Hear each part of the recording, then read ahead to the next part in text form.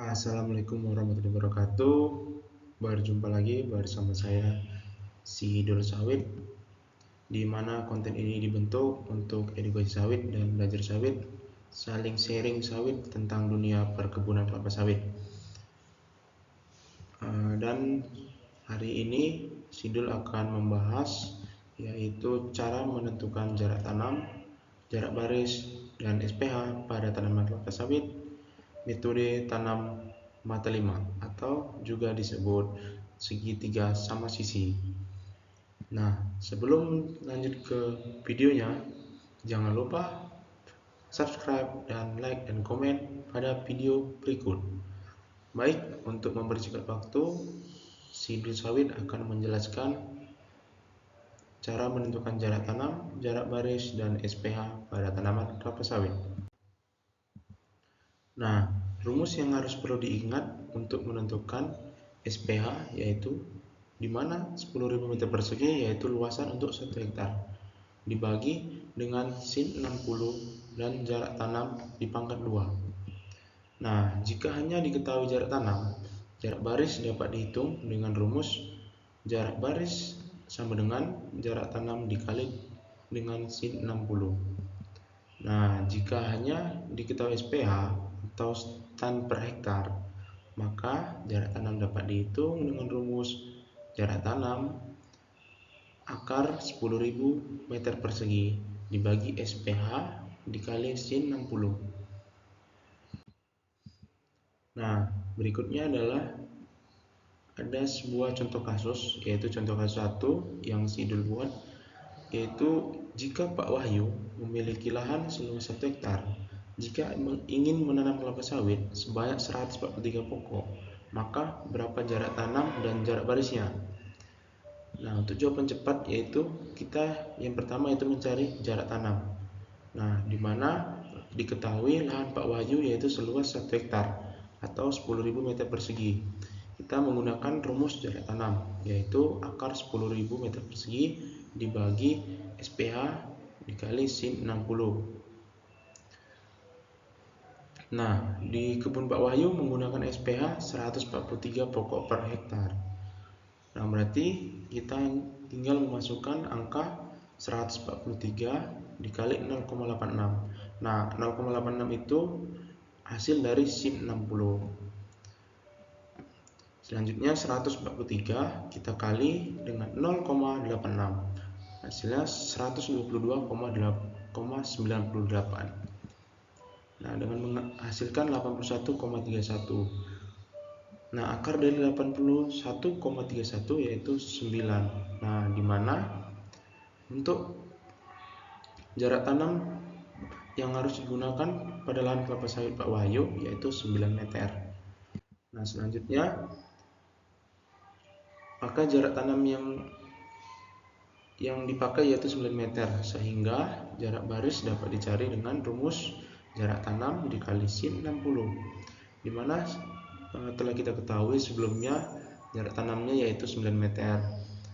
Nah, kita tinggal memasukkan rumus dengan jarak tanam dikali sin 60 yaitu 9 meter dikali 0,86 menghasilkan 7,79 meter.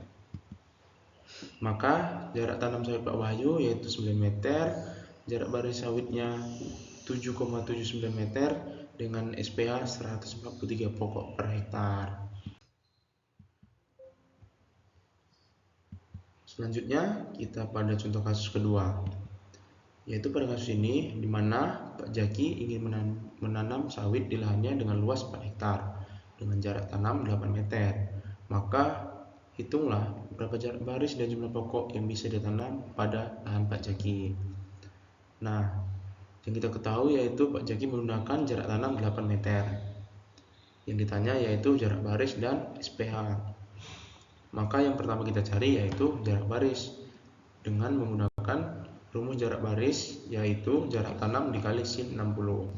Kita tinggal masukkan angka 8 meter dikali 0,86 menghasilkan 6,88 meter, dimana jarak barisnya yaitu 6,88 meter. Selanjutnya yang kita cari yaitu SPH. Nah, kita menggunakan rumus pH 10.000 meter persegi dibagi sin 60 derajat dikali jarak tanam pangkat 2. Karena jarak tanam sudah ketahui, jadi kita tinggal masukkan angka jarak tanam yaitu 8 meter, dimana 0,86 dikali 8 di pangkat 2. Setelah hasil dari pembagian dilakukan, itu menghasilkan 181,68 pokok. Ini kita genapkan menjadi 182 pokok.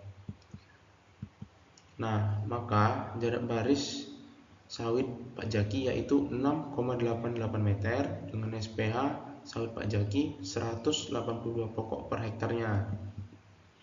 Karena lahan Pak Jaki yang ingin tanam adalah 4 hektar, maka kita mengkalikan 4 hektar dengan SPH-nya yaitu 182 pokok, yaitu berarti jumlah pokok yang bisa ditanam pada lahan Pak Jaki dengan luas 4 hektar yaitu 728 pokok.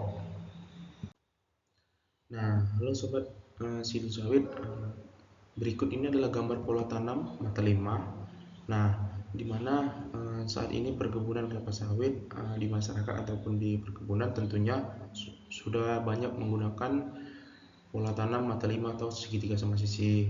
Nah, apa aja sih kelebihan menggunakan pola tanam mata 5? Nah, berikut adalah kelebihan pola tanam mata 5. Yang pertama yaitu lebih efektif menerima sinar matahari. Nah, di mana yang kita ketahui yaitu kanopi pelepah kelapa sawit yaitu sebenarnya melingkar. Nah, di mana dengan menggunakan segitiga sama sisi atau tanam mata 5 ini, pelepah tidak saling bertumpah tindih. Jadi tidak ada kompetisi untuk memperebut penyinaran sinar matahari, di mana dengan menggunakan tanaman mata 5 kelapa sawit kita akan mendapatkan sinar matahari yang merata. Yang selanjutnya itu populasi tanaman lebih tinggi. Nah, populasi tanaman lebih tinggi ini dikarenakan saat kita menggunakan pola tanam mata 5 tidak ada ruang kosong di lahan kita dibandingkan dengan kita menggunakan segitiga sama sisi, di mana kalau persegi itu terdapat ruang-ruang kosong. Nah, itu sangat tidak efisien untuk lahan kita. Dan kita berharap dengan luas 1 hektar kita memiliki populasi tanaman yang tinggi dan kita membuat efektif lahan kita menjadi tidak ada ruang kosong sehingga produksi kita menjadi tinggi. Nah, yang ketiga yaitu produktivitas lebih tinggi. Nah, di mana produktivitas lebih tinggi ini untuk penyebaran kumbang ledobius atau penyerbukan kelapa sawit yang lebih merata dan kumbang ledobius tidak perlu berjauhan, dan saat penyerbukan diharapkan lebih sempurna karena jarak tanamnya sudah diperhitungkan tidak begitu jauh dan tidak begitu dekat. Nah, yang keempat yaitu meningkatkan kualitas buah. Nah, di mana kualitas buah ini berhubungan dengan kanopi kelapa sawit, yang dimana saat pelepah kelapa sawit saling bertumpah tindih, maka pelepah akan melujur ke atas. Dia tidak akan mengembang dengan semestinya sehingga mengakibatkan kualitas buah kita menjadi kecil atau biasa disebut di buah partino. Yang terakhir yaitu meningkatkan efisiensi penggunaan sumber daya seperti air, nutrisi, dan pupuk.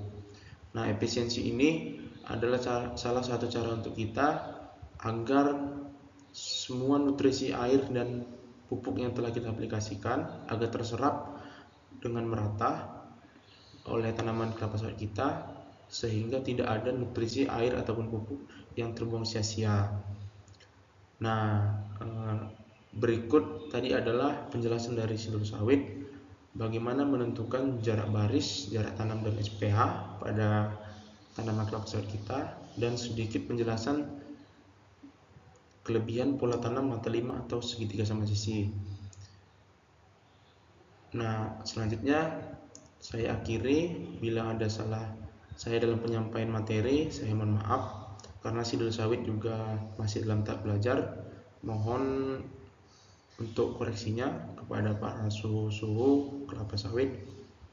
Nah, sebelum mengakhiri video ini, Sidul kembali mengingatkan untuk like, komen, dan subscribe channel Sidul Sawit 02 agar Sidul lebih banyak lagi membuat konten yang bermanfaat, tentunya tentang kelapa sawit. Baik, Sidul Sawit akhiri. Assalamualaikum warahmatullahi wabarakatuh. Salam planters.